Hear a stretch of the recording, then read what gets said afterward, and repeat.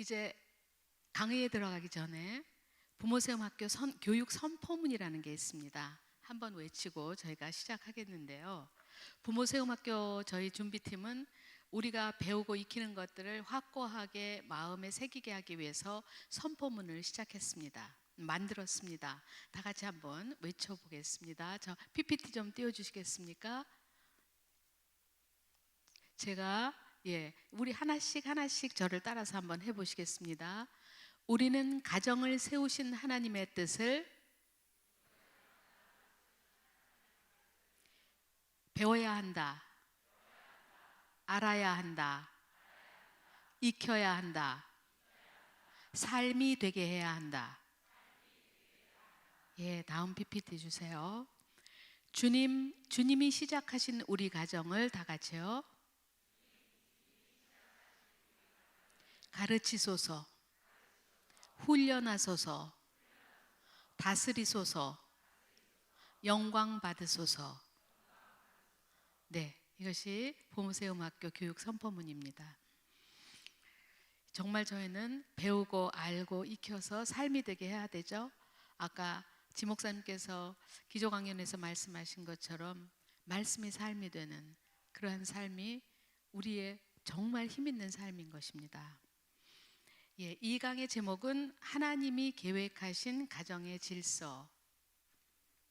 질서를 세우라, 그런 제목이고요. 부제는 한번 PPT 띄워주실까요? 부제는 모두 제자리로. PPT가 이게 아니죠. 자, 2강. 하나님이 계획하신 가정의 질서를 세우라, 모두 제자리로. 강의 요지를 말씀드리면요, 하나님이 세우시고자 한 가정의 질서가 있기 때문에 가족 구성원 모두가 하나님이 정하신 자리로 들어가야 한다, 그런 내용입니다. 자리 이탈되었던 데서 다 각자 자기 자리로 들어가라. 이 강 내용이 제가 좀 많다고 말씀드렸는데 최대한 시간을 맞춰보겠는데 편안하게 들어주시기 바랍니다. 먼저 말씀을 보겠습니다. 창세기 1장 31절입니다. 자, PPT 1장 31절이요. 다 같이 읽겠습니다. 시작. 하나님이 지으신 그 모든 것을 보시기에 심히 좋았더라. 저녁이 되고 아침이 되니 이는 여섯째 날이니라. 저희 한 군데 더 보겠습니다. 히브리서 1장 3절입니다. 다 같이 보죠. 시작. 이는 하나님의 영광의 광채시요 그 본체의 형상이시라. 그의 능력의 말씀으로 만물을 붙드시며 죄를 정결하게 하는 일을 하시고 높은 곳에 계신 지극히 크신 이의 우편에 앉으셨느니라. 하나님이 지으신 모든 것을 보시기에 심히 좋았다 그랬어요. It was very good.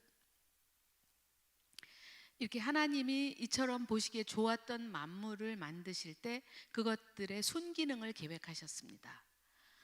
그리고 그것에 따라 만물을 운영하고 계십니다. 히브리서 1장 3절은 하나님의 영광의 광채고 본체의 형상이신 하나님의 아들께서 그의 능력의 말씀으로 만물을 붙들고 계시다, 이렇게 기록하고 있습니다.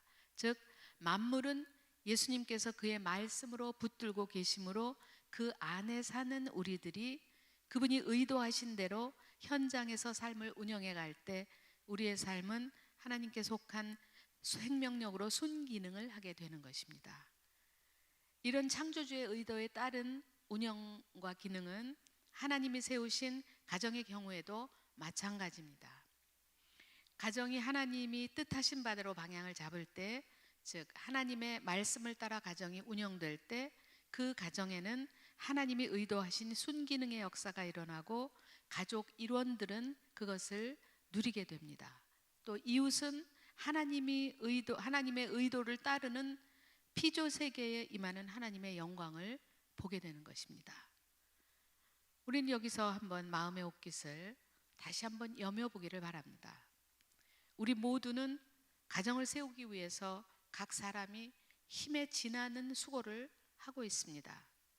그렇지만 가정마다 여기저기서 어긋나는 소리가 들리고 시간이 흐름에 따라서 더 큰 어려움을 초래하기도 합니다. 그러나 우리 각 가정이 겪는 어려움이 창조주의 뜻에서 벗어나서 세상이 제안하는 것을 따라온 것의 결과일 때에도 그것을 대부분 인식하지 못하고 시대의 흐름이나 문화라고 받아들이고 있습니다. 우리는 이제 멈춰서서 우리의 모습을 말씀에 비춰보고 살피고 돌이켜야 합니다. 그리고 말씀에서 이탈한 곳을 찾아내서 우리들의 가정을 향한 하나님의 말씀으로 돌아가기로 마음을 정해야 합니다. 여러분, 어려운 시간에 여기까지 오셔서 이렇게 긴 시간 앉아 계시는데 그냥 듣고 돌아가시면 안 됩니다. 그런 결단의 마음으로 내가 오늘 발견하리라. 무엇이 잘못됐는지, 어디로 가야 되는지, 그리고 발견하면 나는 행하리라. 그 길이 어떤 길이라도 나는 가리라 하는 그런 결단을 하셔야 합니다. 그런 마음으로 강의를 들어주시기를 부탁드립니다. 그러면 여기서 가정 안에 하나님이 계획하신 질서가 어떤 것인지 먼저 간략히 살펴보겠습니다. 가장이 누구인지 그 역할이 무엇인지에 대해서는 1강에서 말씀드렸습니다. 가장은 한 가정의 리더로 하나님으로부터 영적인 책임과 경제적인 책임을 부여받은 자입니다. 이제 아내로 넘어가겠습니다. 아내는 누구일까요? 창세기 2장 18절 PPT 보여주세요. 여호와 하나님이 이르시되 사람이 혼자 사는 것이 좋지 아니하니 내가 그를 위하여 돕는 배필을 지으리라. 결혼한 여성의 첫 번째 부르심은 남편을 세우기 위해 돕는 자로서의 부르심입니다.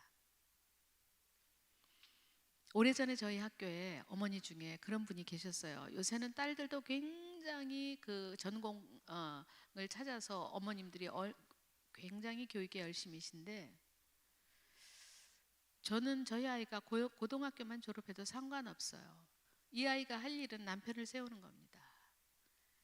이 아이가 전공하는 게 뭐가 그렇게 내게 중요합니까? 나는 오직 이 아이가 남편을 세우기를 바랍니다. 아이는 굉장히 성실하게 열심히 그리고 다부진 아이였어요. 그래서 제가 그 아이를 불러서 그런 얘기, 요새 저런 엄마가 있나 하면서 이건 너무 귀하다.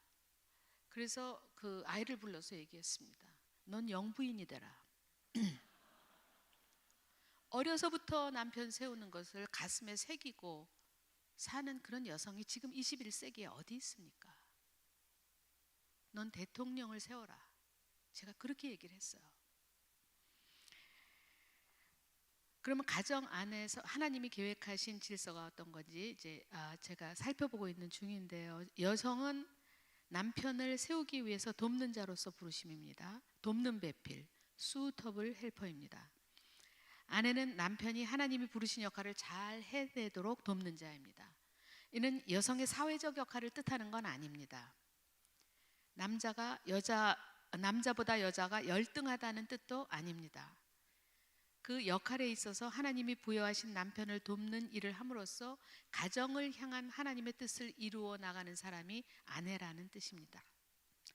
다른 한편으로 여성은 자녀를 생산하고 아이들을 양육하고 기르는 일에 주 양육자가 되며 가사를 주도하고 또한 가장이 가족들에게 하나님의 말씀을 가르쳐 행하고자 할 때 가족들이 그 가르침에 순종하도록 돕는 사람입니다. 잠언 14장 1절은 지혜로운 여성은 집을 세우나 어리석은 여성은 제 손으로 그것을 허느니라. 저는 이 말씀을 보면 자기 손으로 집을 허무는 여자가 어디 있나 그런 생각을 하는데 하나님의 말씀에서 떠난 많은 그 여성들의 그런 어떤 생각들, 행동들이 이런 것들이 결국 우리가 그렇게 세우기를 원하는 가정을 허무는 것인가 하는 생각을 때때로 합니다.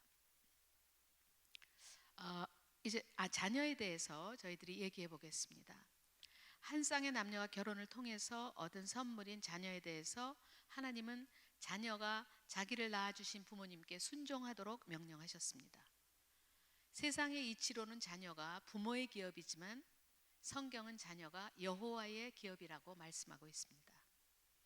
그러므로 하나님이 부모의 육체를 통해서 이 땅에 보내신 자녀는 그 부모님께 순종함으로 하나님을 경외하는 태도를 익히고 그 부모님을 공경함으로 하나님을 사랑하는 태도를 익혀서 다음 세대에 하나님의 빛을 나타내야 할 자들입니다.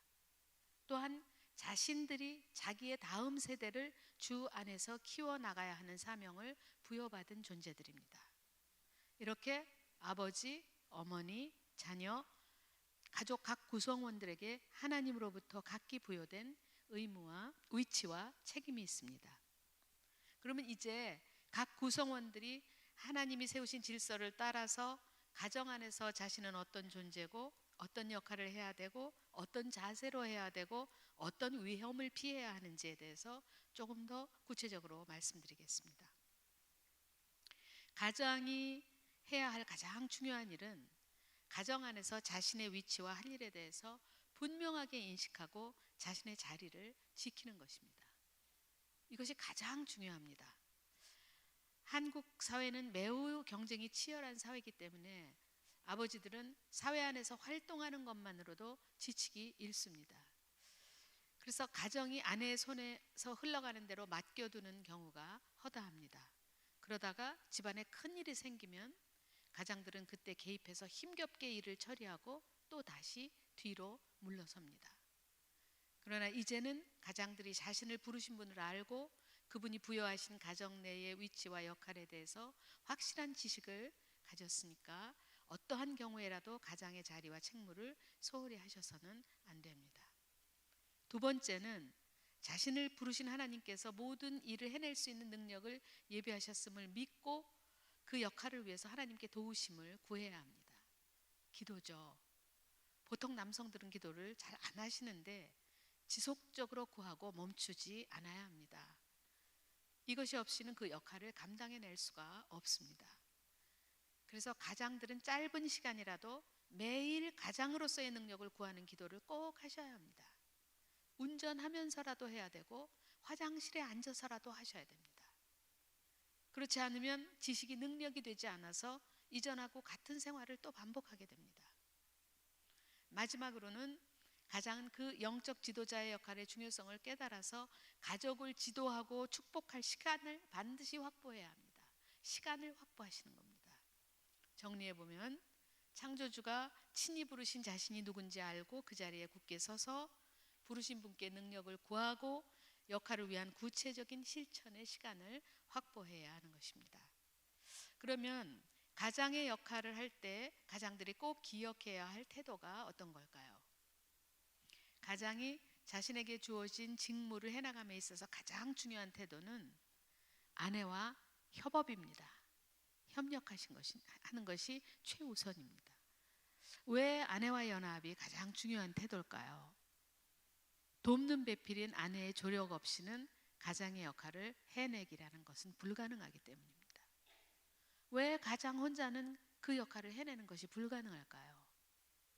하나님이 부부를 그렇게 지으셨기 때문입니다. 하나님께서 남자에게 돕는 배필인 아내를 주시면서 하신 첫 번째가 둘이 하나 되라는 것이라 아까 말씀드렸습니다. 창세기의 그 창조 기사를 보면 보시기에 좋았더라가 반복적으로 계속 나옵니다. It was good, it was good. 근데 유독 창세기 2장 18절에서 아담이 혼자 있는 부분에 대해서만 It is not good 이라고 평가를 하십니다. 영어로 보시죠.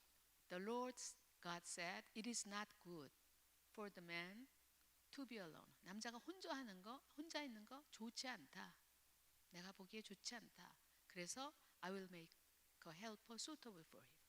내가 딱 맞는 짝을 지어주겠다. 하나님이 It is not good의 해결을 위해서 그에게 가장 적합한 돕는 배필을 지으실 것을 결정하신 겁니다. suitable helper, 적합한, 적절한, 알맞은 그런 뜻이죠. 꼭 맞는 돕는 자. 그러니까 다른 사람 찾지 마세요. 히브리어로 보면 에제르케 네게드인데 여기도 마찬가지입니다. 적합한 짝, 적합한 돕는 자, 적합한 짝, 돕는 자 그런 뜻입니다. 그래서 하나님은 지어주신 아내가 남편에게 적합한 사람이라고 표현하고 계십니다. 남편에 대한 아내의 역할은 각각 남편들이 다 성향이 다르죠. 그렇게 다른 성향을 가진 남편들의 삶이 바로 세워지도록 하는데 결정적인 역할임을 알아야 합니다. 그래서 가장들은 자신을 평생 돕도록 하나님이 보내신 자신에게 가장 적합한 돕는 자, 아내의 도움과 지원을 귀중히 여겨야 합니다. 조언의 귀를 기울이고 한 몸인 아내와 함께 가장에게 주어진 일들을 해나가야 합니다. 돕는 배필의 역할을 가벼이 여기거나 무시해서는 안 됩니다. 아내의 도움을 받아서 가장의 역할을 하는 것이 하나님의 뜻입니다. 결혼한 남자가 혼자 뭐를 해결하고 결정하는 것은 it is not good입니다. 이제 아내들이 할 일과 태도에 대해서 말씀드리겠습니다. 자, 2장 18절을 아내의 입장에서 한번 다시 보겠습니다. 다 같이 여성들만 한번 읽겠습니다. 시작. 여호와 하나님이 이르시되 사람이 혼자 사는 것이 좋지 아니하니 내가 그를 위하여 돕는 배필을 지으리라 하시니라. 아내들이 가정 내에서 실제로 해야 할 일은 남편보다 훨씬 많습니다. 남편들은 가정의 경제를 위해서 많은 시간을 집 바깥에서 보내는 반면에, 물론 요즘은 여성도 경제활동 때문에 많은 시간을 밖에서 보내는 분들도 계십니다. 여성은 남편을 돕고 자녀를 생산하며 가사와 육아의 주 책임자가 되기 때문에 집안에서 할 일이 남편들보다 좀 더 많습니다. 돕는 배필로서 아내들이 구체적으로 해야 할 일은 가장과 마찬가지로 자신의 위치와 역할을 받아들이는 것입니다.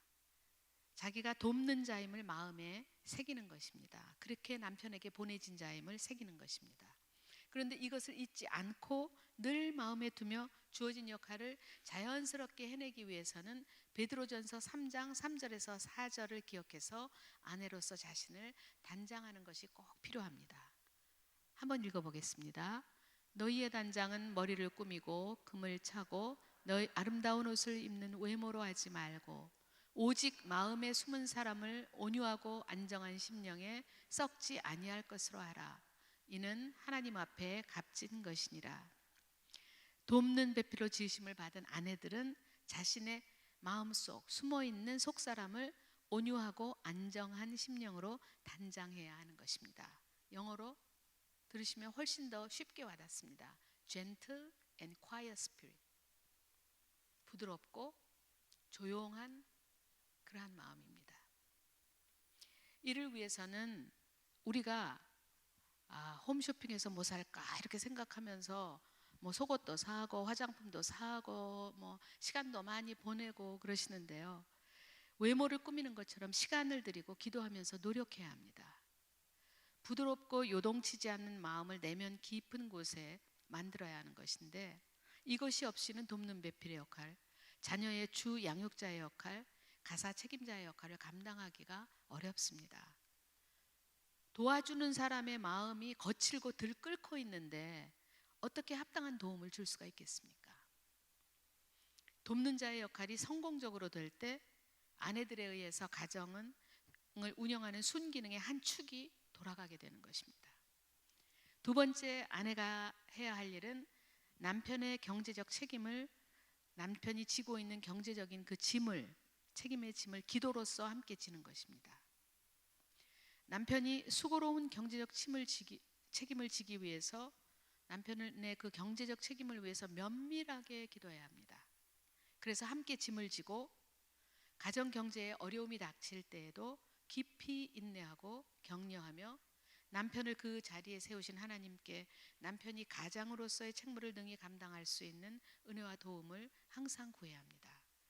이것이 집을 세우는 지혜로운 여인입니다.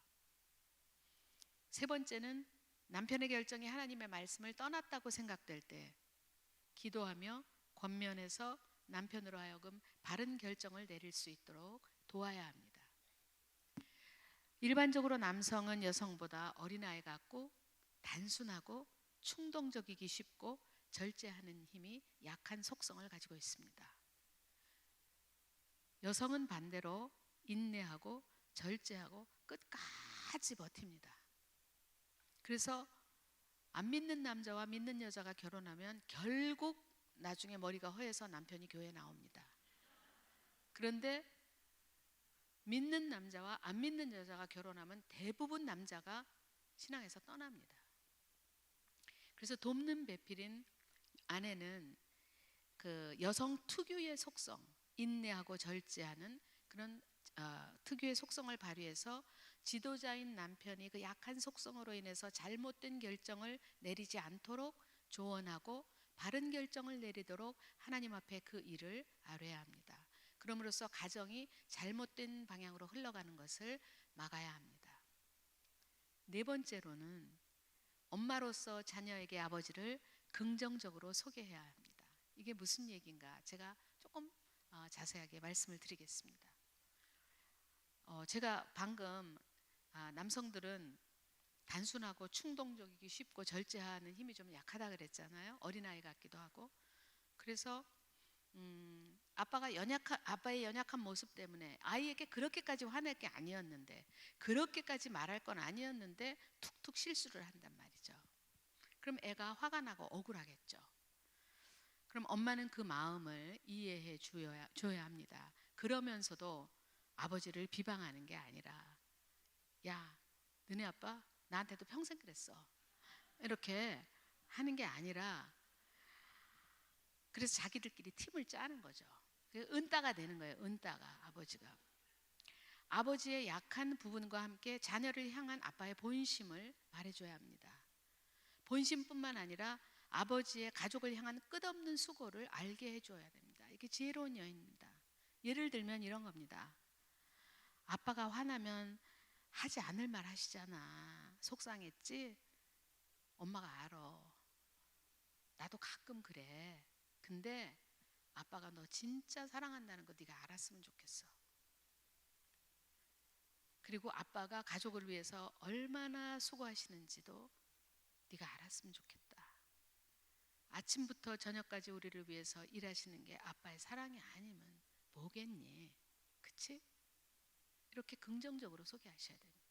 왜냐하면요, 이렇게 아버지의 속마음을 대변하는 일은 자녀로 하여금 삶을 다해서 자기를 사랑하는 아버지를 잃어버리지 않게 하는 매우 중요한 일입니다.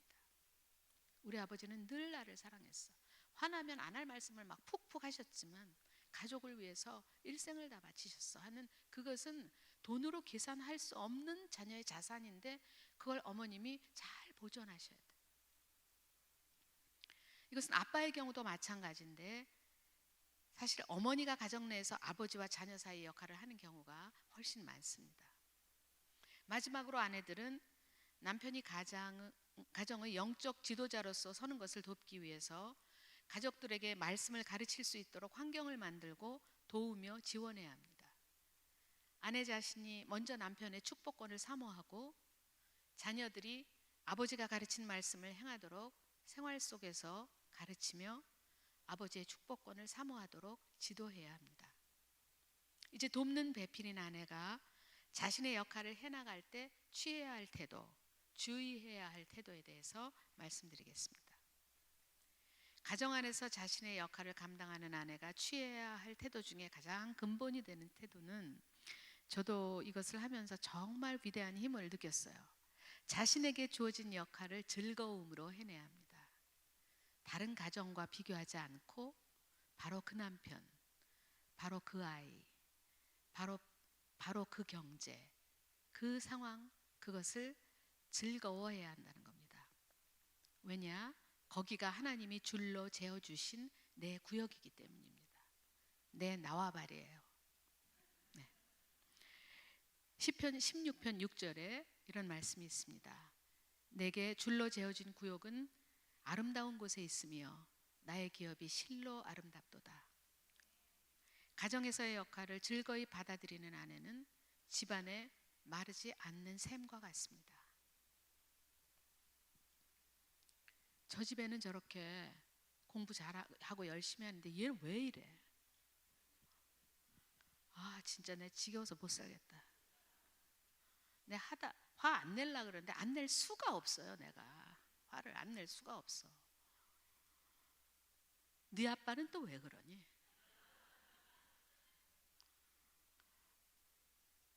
우리에게 줄로 재어준 구역은 하나님이 줄로 재어주신 것이에요.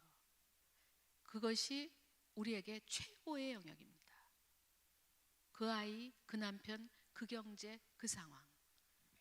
기쁨으로 해야 합니다. 아내가 취해야 할 두 번째 태도는 주의해야 하는 태도인데요.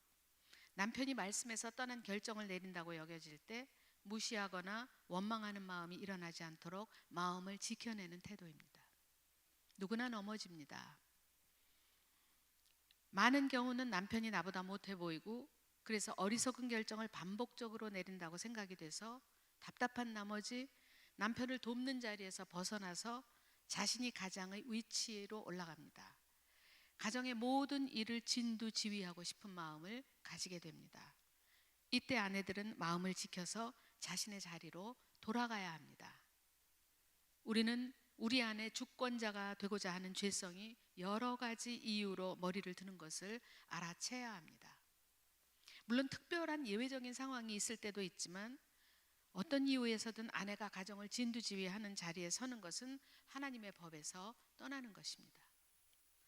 오늘날은 여성의 인권과 자녀 교육을 이유로 여성이 가정의 주도권을 갖는 일이 상식화돼서 시대적이고 합리적인 태도라고 여깁니다.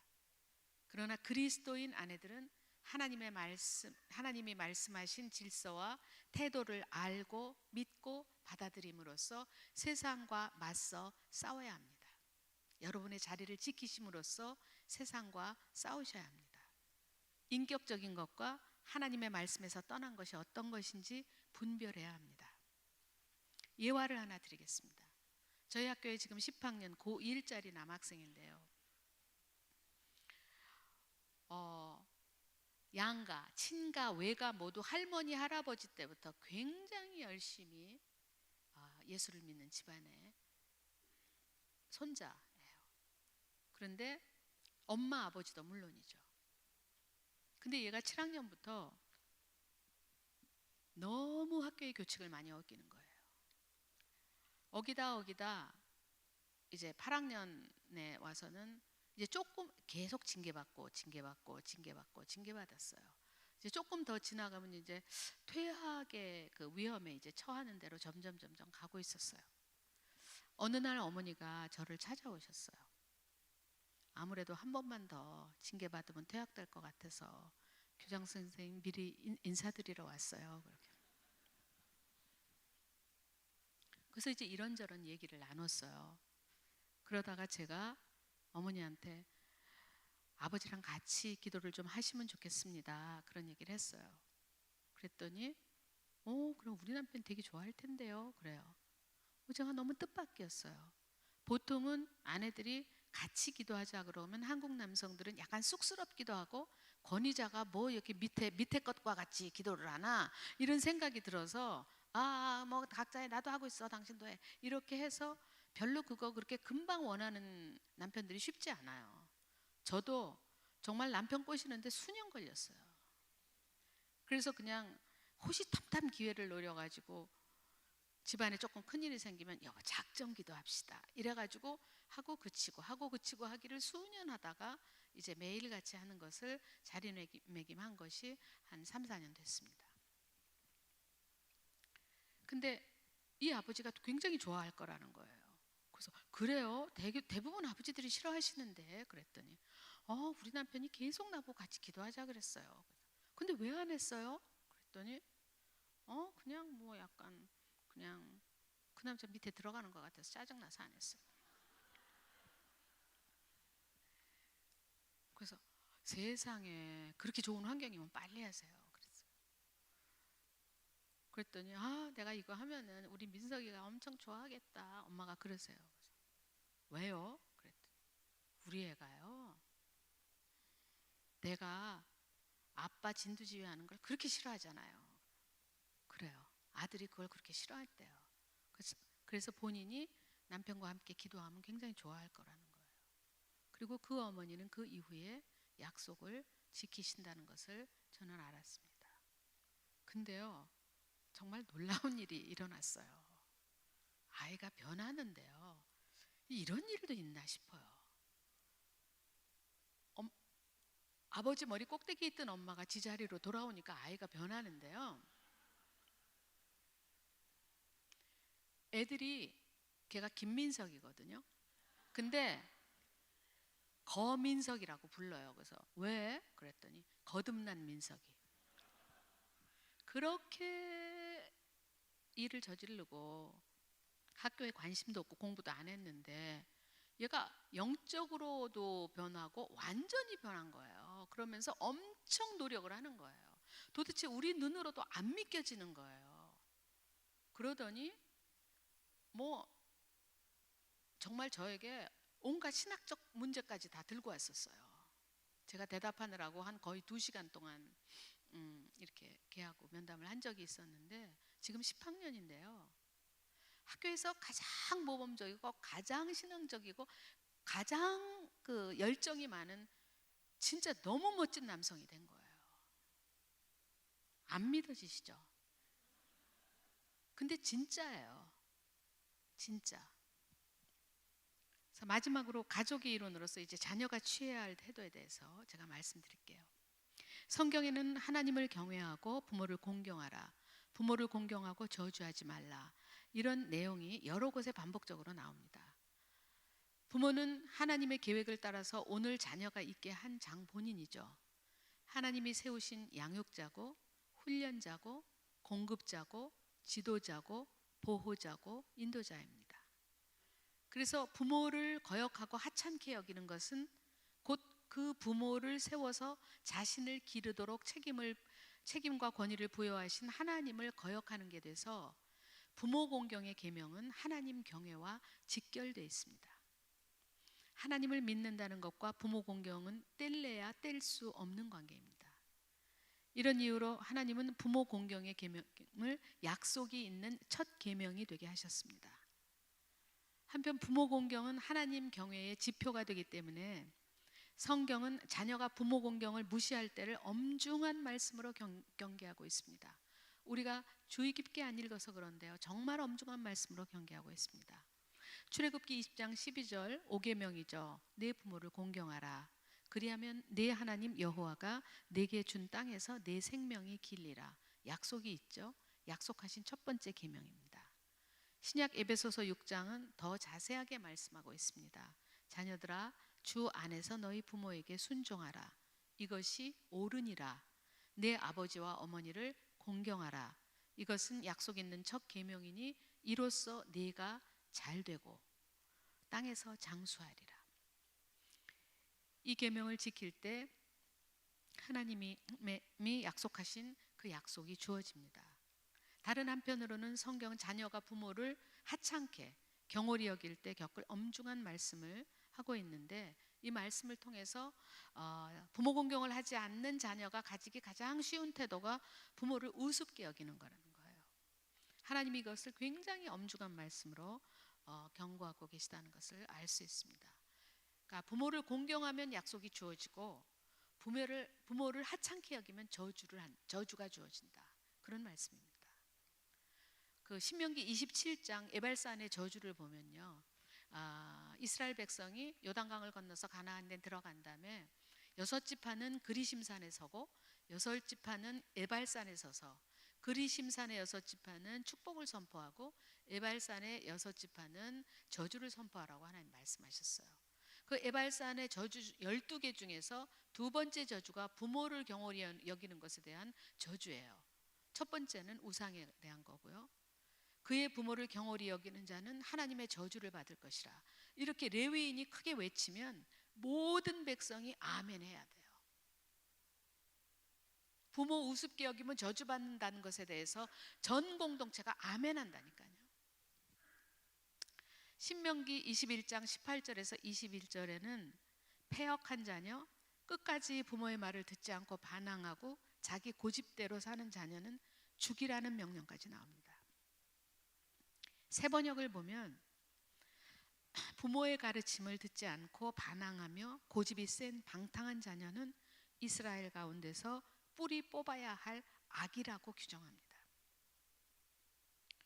또한 하나님이 그 대리인으로 세우신 부모를 하찮게 여기고 함부로 행동하는 자녀에게 잠언 20장 20절은 자기 아비나 어미를 저주하는 자는 그의 등불이 흑암 중에 꺼짐을 당하리라. 여기 이 저주는 신이 저주하는 그런 신적 저주가 아니고 아까 제가 말씀드린 대로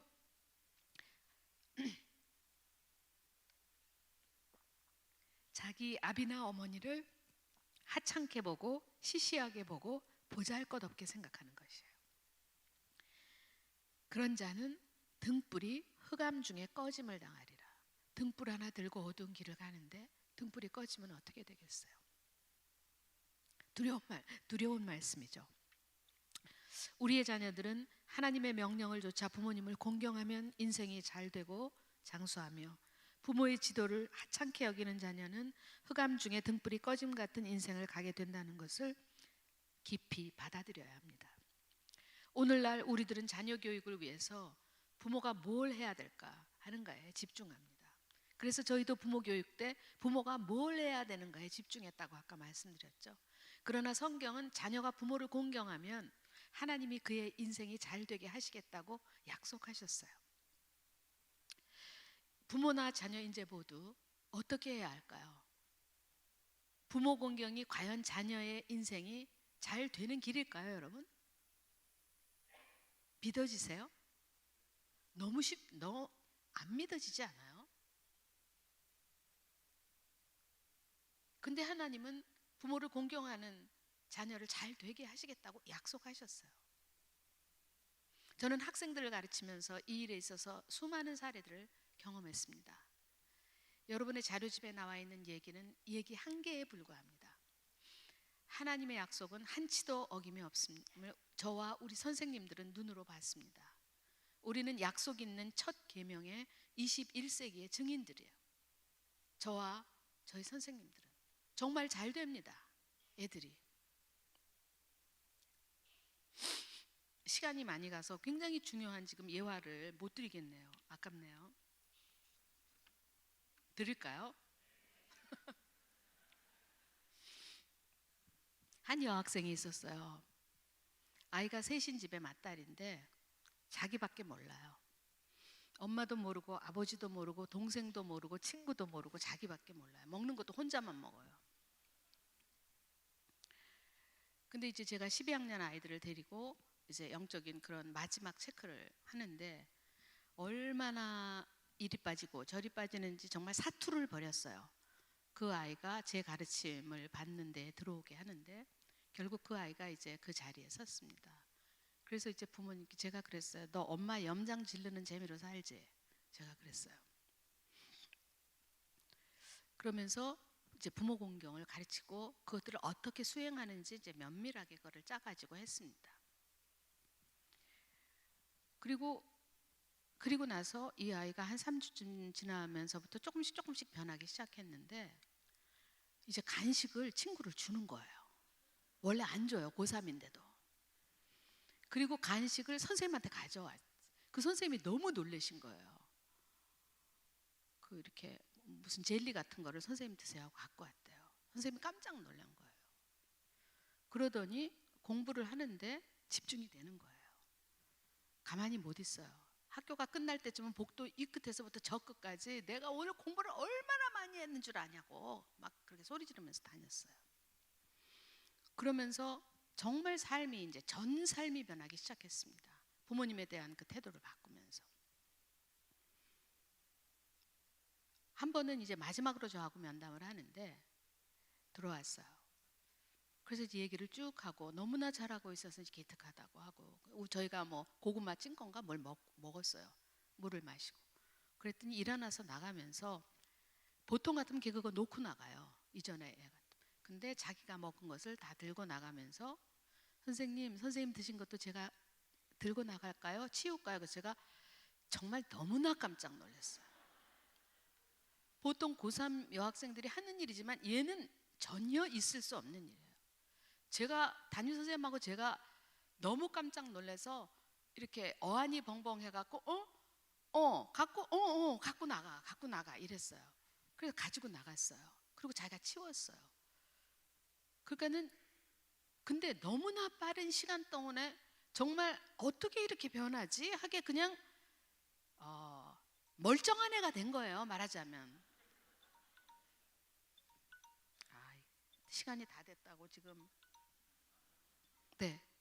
허허 이게 안 꺼지네요. 정말 멀쩡한 애가 됐어요. 선생님하고 나하고 진짜 서로 안 믿어진다고 많이 얘기했습니다.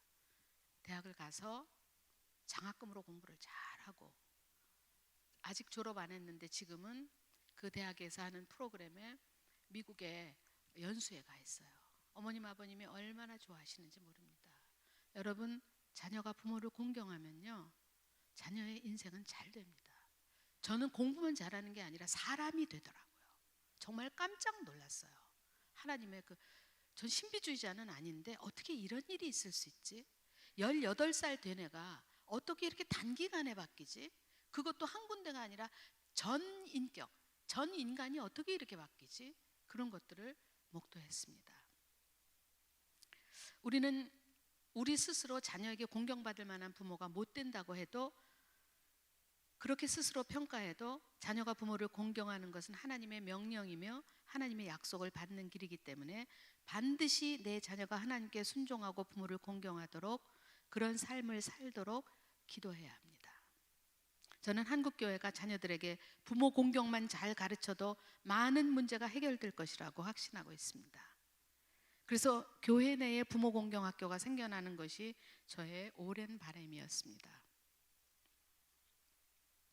뒤에 나와 있는 내용들은 제가 넘어가기로 하고요. 시간이 많이 돼서 이제 지금까지 말씀드린 이 지식의 말씀을 따라서 가족 각 사람이 제 자리로 돌아가서 모든 것이 창조주의 질서를 따라 제 자리를 찾을 때 하나님의 손으로 시작하신 가정이라는 매우 특별한 공동체는 순기능을 하게 되고 자녀들은 그 안에서 하나님 나라에 속한 놀라운 자양분을 먹게 될 것입니다.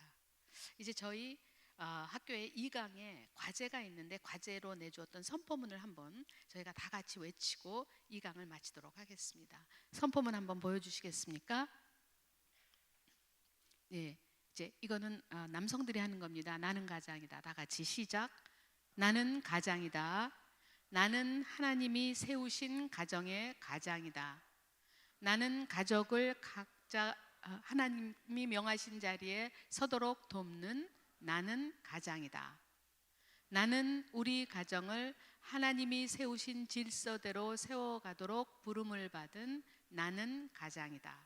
이것이 아버지 선포문입니다. 어머니 선포문 한번 볼까요? 어머니 여성들만 한번 해보죠. 예, 다 같이 시작. 나는 나는 남편을 돕도록 배필로 지으심 받은 나는 아내다. 나는 남편의 자리에 앉지 아니하며 남편을 위해 기도하는 나는 아내다. 나는 자녀에게 아버지를 선의로 소개하며 집을 세워가는 나는 아내다. 자, 자녀 거는 저희가 다 같이 한번 읽어보죠.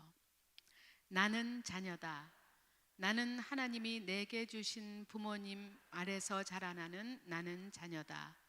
나는 하나님의 명령대로 부모님을 공경하는 나는 자녀다. 나는 하나님이 세우신 부모님의 권위를 즐거워하는 나는 자녀다. 이것이 저희가 매일 가족이 모여서 선포하도록 한 선포문입니다. 여러분 긴 시간 수고하셨습니다. 이제 점심 맛있게 드시고 오후에 뵙겠습니다.